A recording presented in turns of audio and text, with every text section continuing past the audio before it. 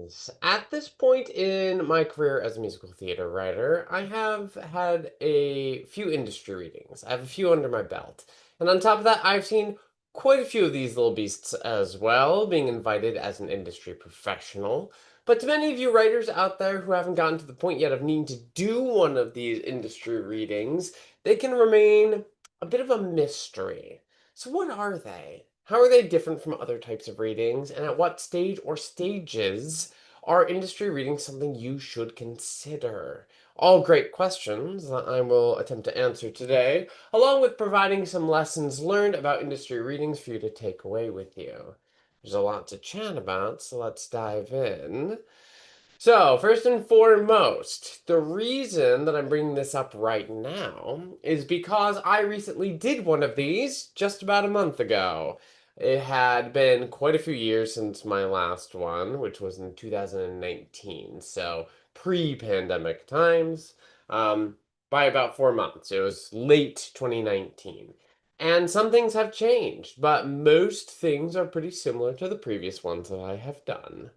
I did my first one of these in 2016 with The King's Legacy, and that was a what six I think 60 people attended that one. It was big. It was lovely. It was wonderful. My first time hiring in some Broadway talent to come join us and do the industry reading. During that process, well, actually before that process, but like then heavily during that process as well, I learned about what they were and how to do them. Um, Kind of trial by fire a little bit, but in the learning process, I learned by talking to people and trying to do a little bit of digging around and listening to the only source that was available at that time, which was Ken Davenport, his blog and his podcast. Hello, hello, willkommen, bienvenue, welcome. Thank you for joining live. So that's how I did as much learning as I possibly could about industry readings, but there wasn't a lot of information out there. There still isn't a ton of information out there about these things, but I'm very grateful to Ken for his blog and his podcast being a source at that time. I learned lots of do's and lots of don'ts by doing that first one, which I corrected for the most part in the when I did my second one in 2019 for King's Legacy. And that was following the momentum of the premiere production in the summer of 2019. We had lovely momentum going. The show was in a great place. I did a lot of rewrites, and we did an industry reading in November, and it went great. It was beautiful. And then the pandemic halted everything, halted all the momentum. I know that my show was not the only one to fall victim to that. Lots of shows did. And along the way, between those two readings and where I am now, I've seen maybe half a dozen other industry readings that I didn't put on in the past 7-ish years as well. Plus, there's a lot more info out there these days, more people talking about how to put these things together, which is good. We need to have more information out there for sure. Would it be cool for a musical based on Romanian mythology to exist? Sure, why not? Yeah. Also, Heavy Boston, welcome.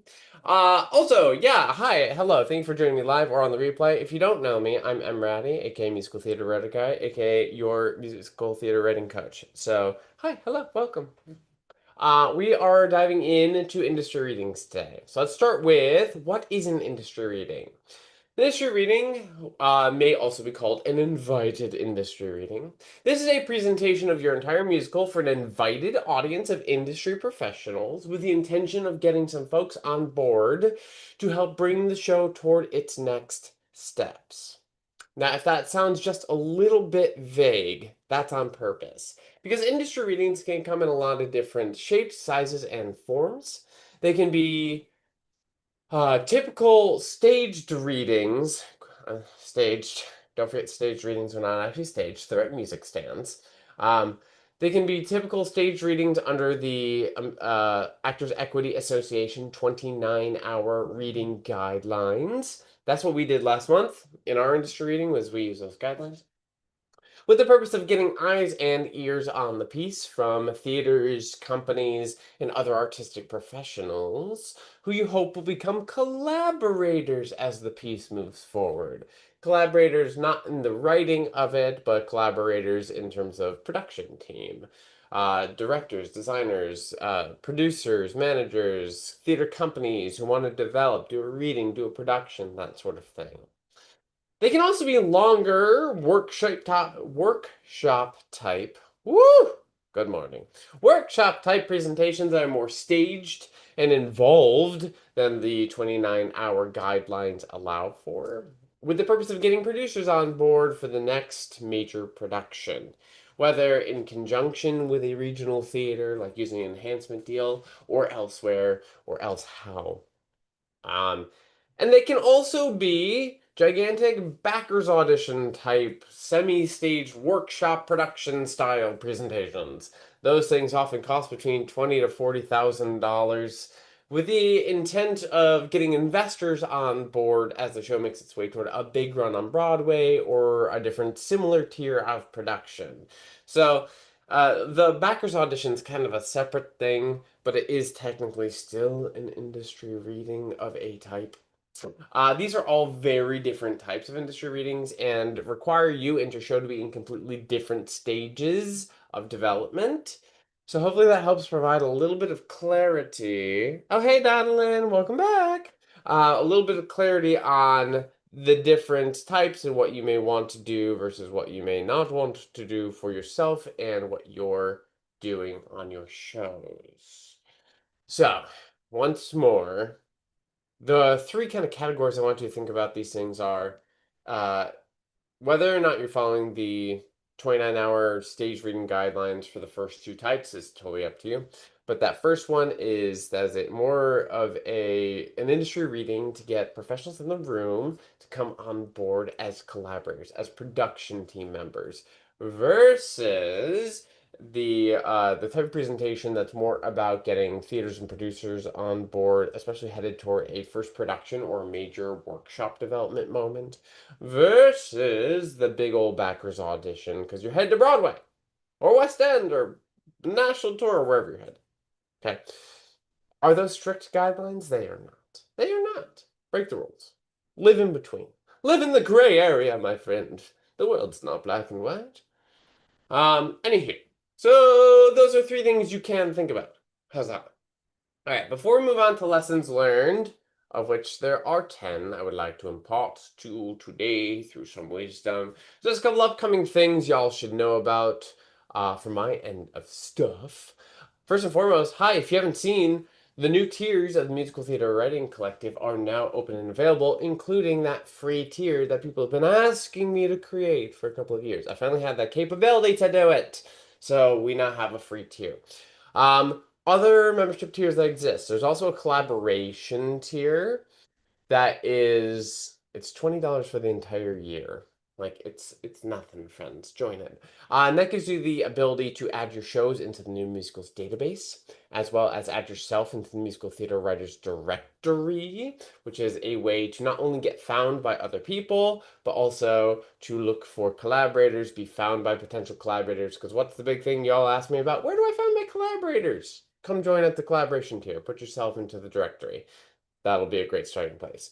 And they also have access to a few more spaces inside the collective as well, above the free tier.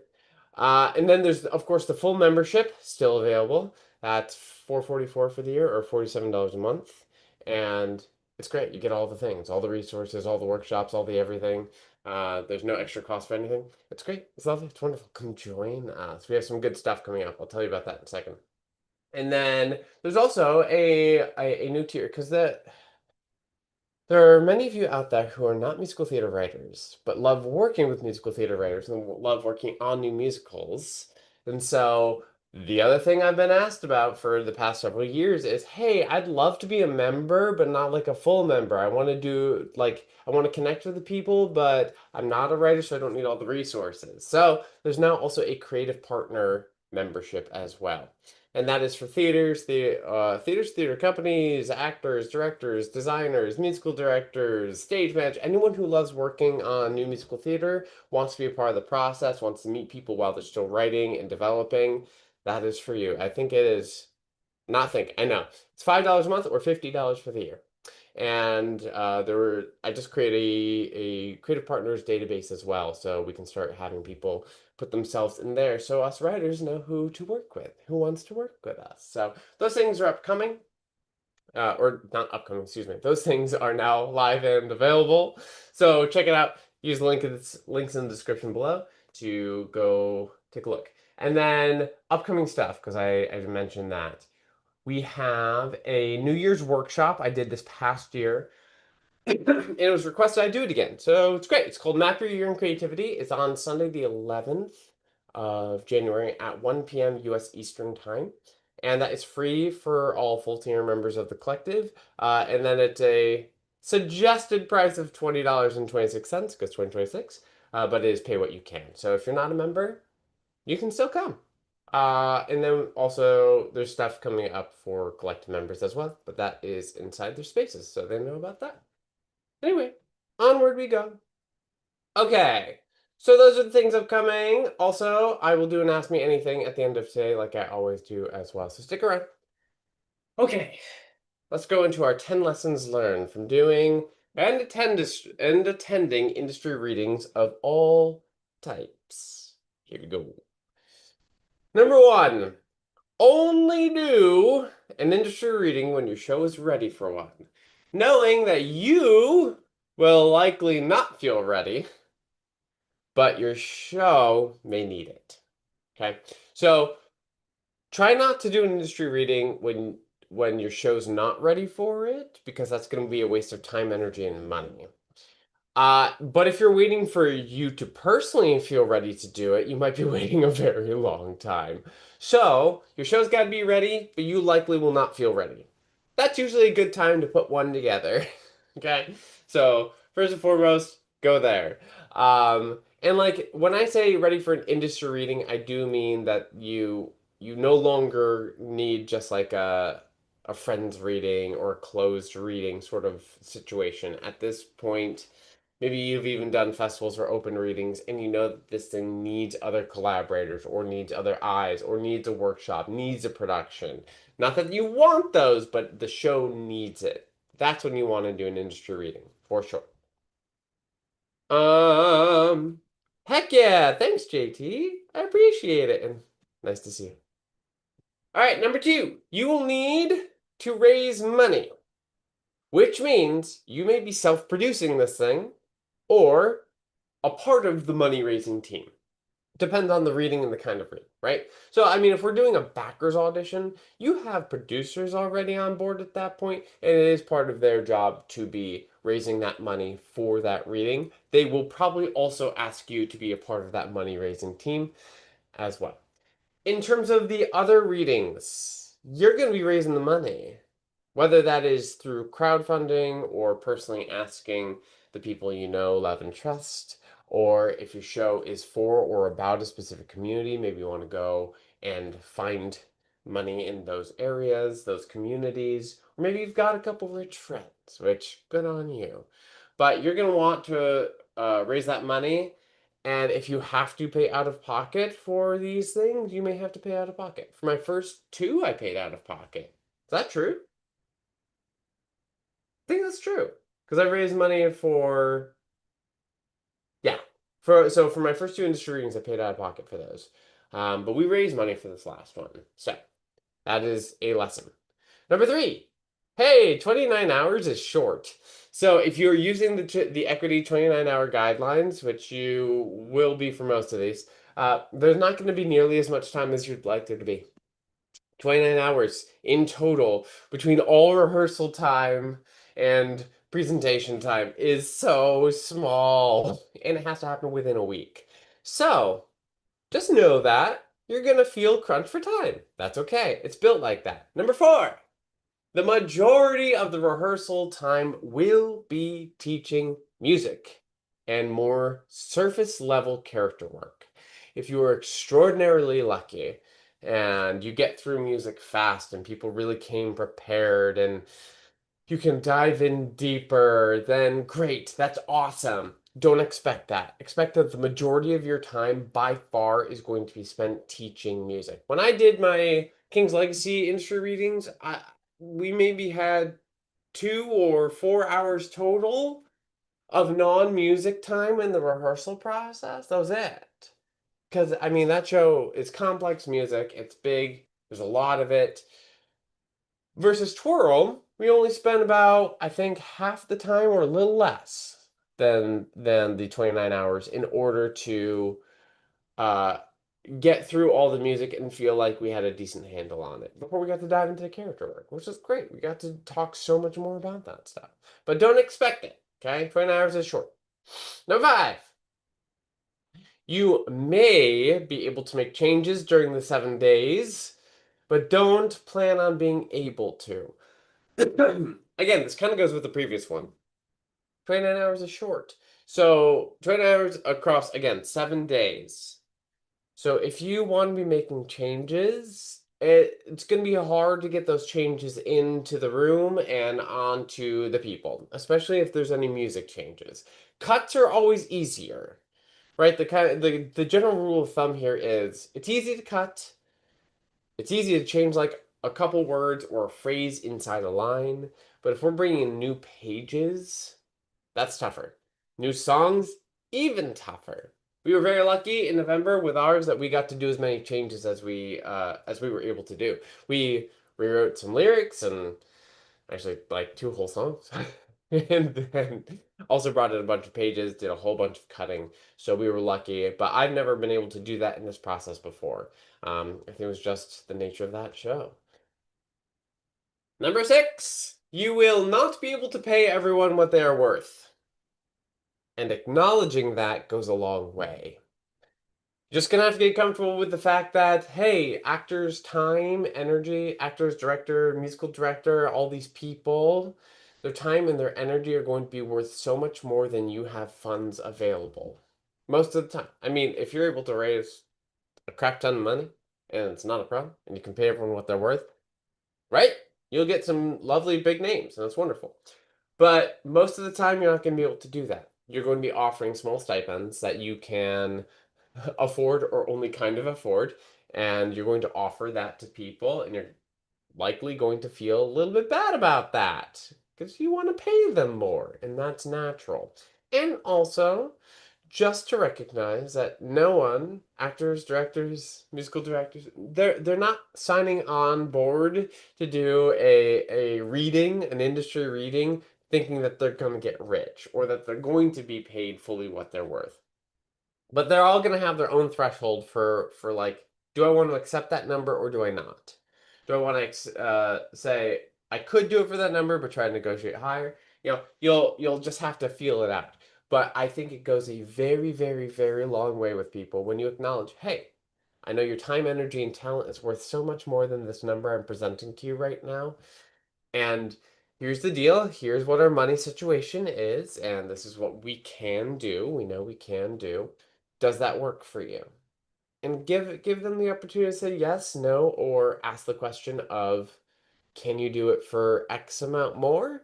And if your answer is, yeah, maybe, and you really want that person, say yes. And if the answer is, I really don't know that I will have that money to give, then you have to say, no, I can't do that. Are you willing to do our initial price or not? And just leave it up to that. And if they say no, which plenty of people will, you move on to the next ask. It's okay. It's part of the process. I know a lot of people feel shame and guilt around money stuff, so just want to make sure you know.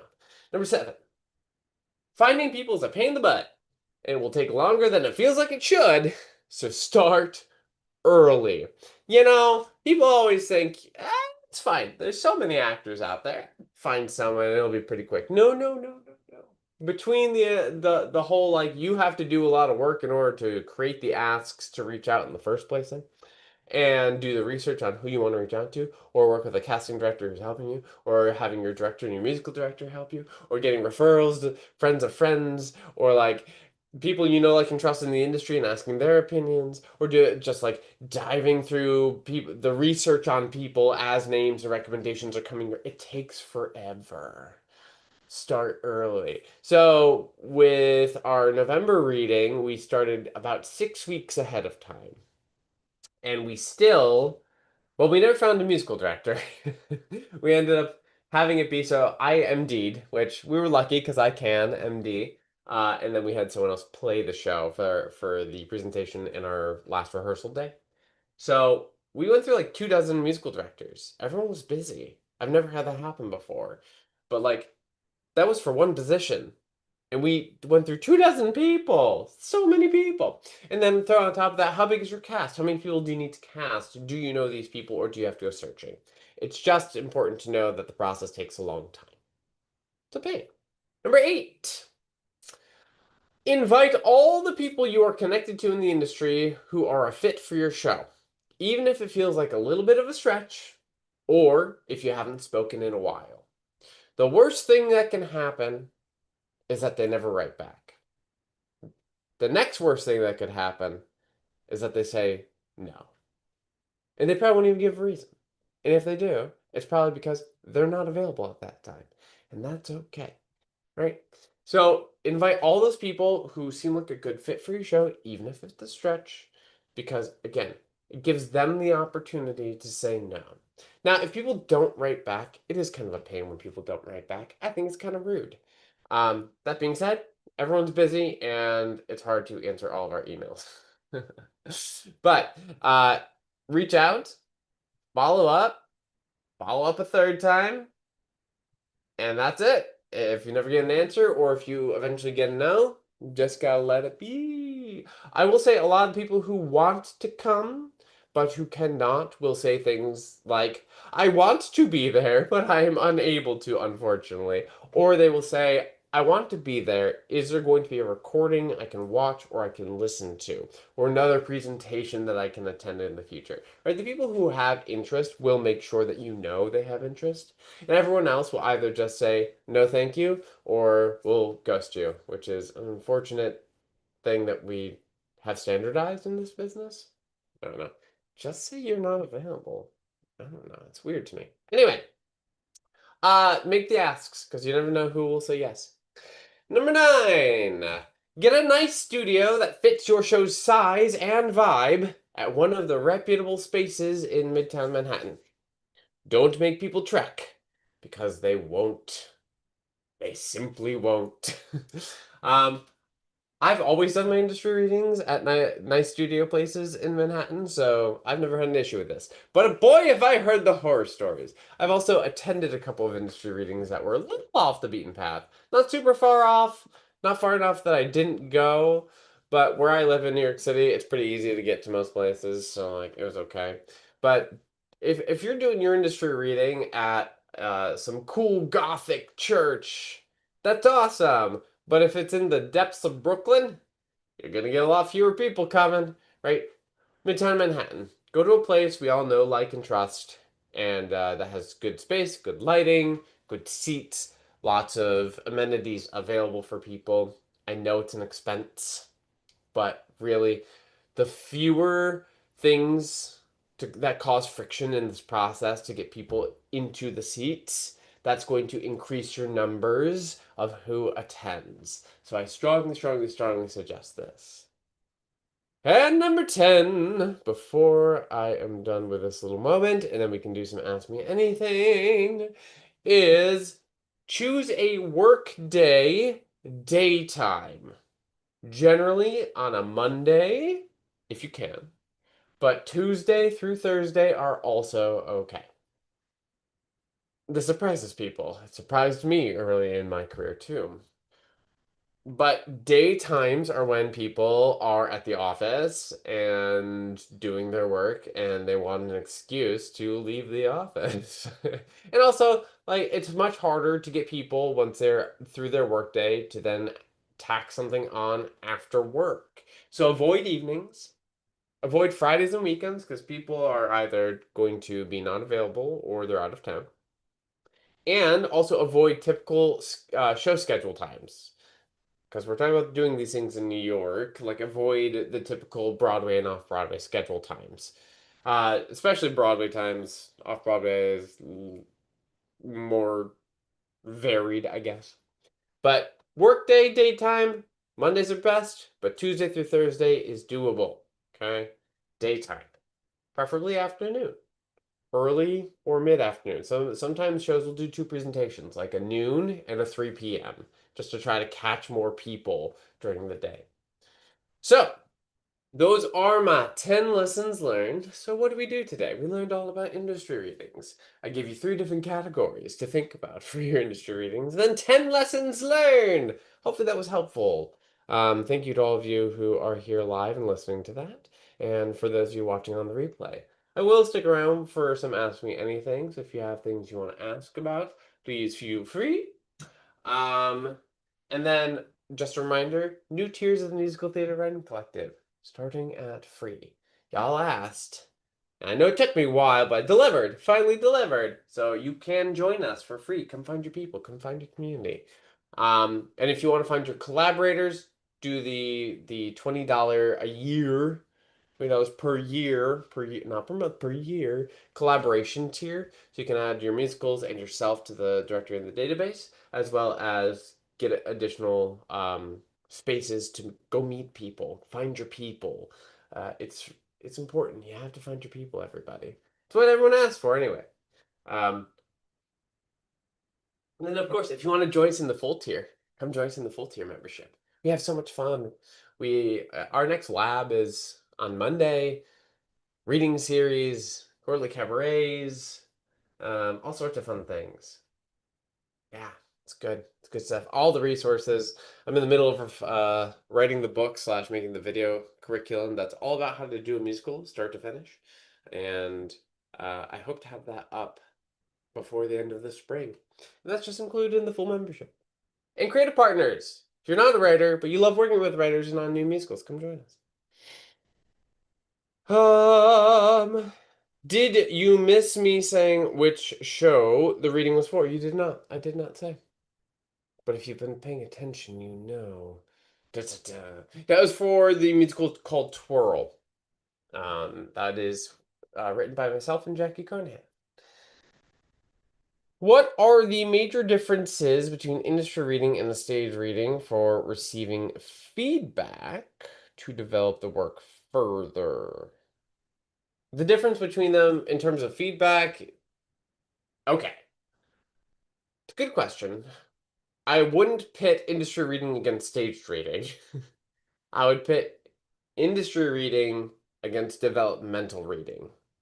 So, like, if we look at the broader categorization of presentations of a show for different purposes, we have the purposes specifically of like writing development.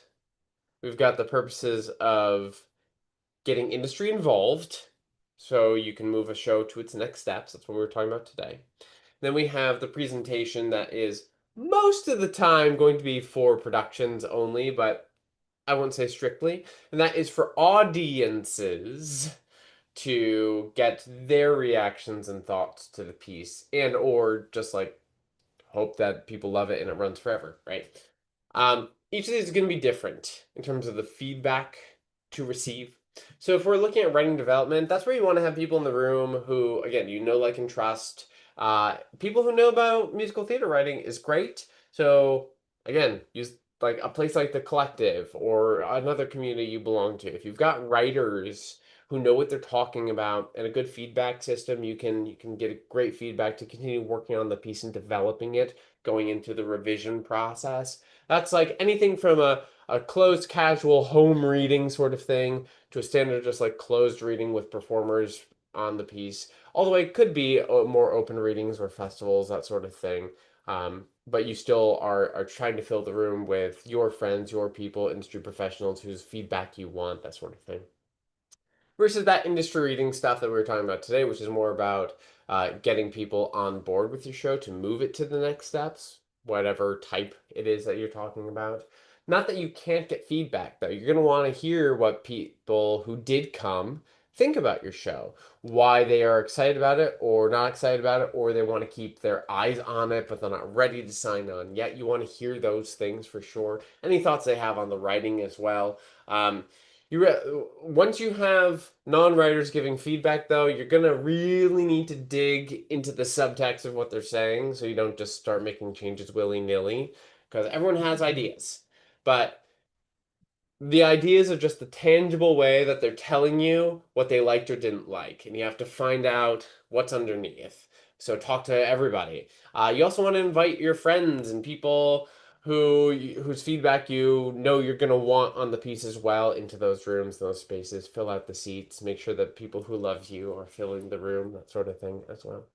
And then in terms of audiences, presentations for audiences, that feedback is my show working?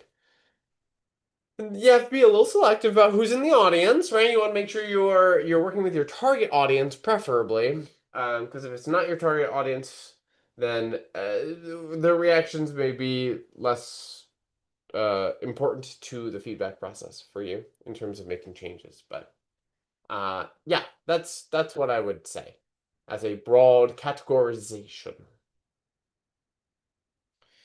Hopefully that helped answer it. Any other questions today? I'm sure there will be a few. It's good when you all ask questions because it forces me to find even more clarity about the things I talk about. A lot of what I built over the past 15, 16 years in terms of education or process on musical theater writing is because I had questions or I didn't know what something was or how something functioned and I wanted to.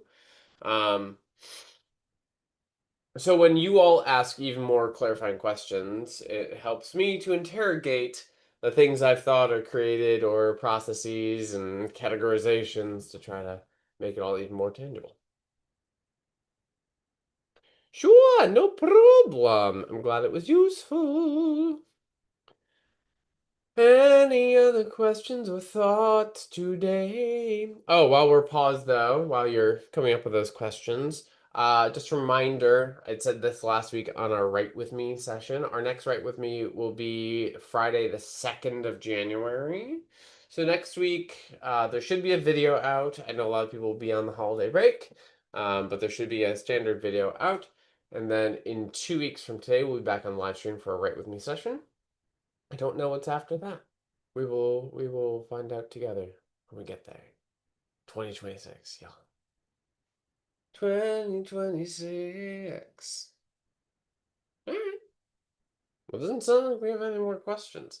So the Map Your Year in Creativity workshop, the 11th of January at 1 p.m. Eastern Time. I will drop a link to that here in the comments, and I'll pin that so you have access, friends. If you are a full member of the workshop or the collective, it's in your workshop section, workshop and events. Go in, RSVP, and you'll be signed up. For non-members or non-full tier members, you will have to go through the paywall process, but again, is pay what you can, suggested price $20.26, and come join us. It's a great way to plan out your year in creativity and do so in a way that feels like it's doable and sustainable and like you're not going to burn out or drop it in February, which a lot of people do. So yeah, come join us. How much time do you spend going out and meeting people and making connections? Me generally speaking, not a lot. Okay, but I'm a weird case, JT. I wouldn't model anything after me. Two major things. I have a huge network already from meeting people and living my life and doing shows and being an actor and a musical director and a vocal coach. There's a lot of what I do in that's already in the business and it has been for a long time. Like I, I have a career behind me, which is great. But the second thing that kind of makes me a different case is I run this business and I meet people all the time. You lovely folks out there who watch my videos, who come join the collective, who reach out and say, "Hey, can you do a script review?" I've met hundreds and hundreds and hundreds of people just by having this business, and there's even more people I have not met who know who I am. Which is always such a weird thing when I reach out to people and they're like, "Oh, I know who you are." I'm like, "Oh, neat, cool." I don't know you. Um, so I don't go specifically out to quote unquote meet people a lot. It's just it happens because I go to events and I meet people anyway. Yeah. Also, but it's also one of the reasons I love doing shows or presentations or readings. Because I get to meet all these other new people. Like with the industry reading we just did, of the personnel and the cast involved, besides the writing team, between the two of us, we collectively knew four of the people. Everyone else was new to us or a recommendation. That's awesome! So much fun. I got to meet so many great people who are now part of my portfolio, my groups. Hey, get out of here, making fun of me as a weird case. It's true. It's true. What do you want from me? Uh, we can say we can say weird. We could also say unique, special. Heard JT. Anyone else for a question today? No, not you, Siri. Anyone else for a question? Let me know. Um, Also, it's been a while since I did one of these teaching live streams.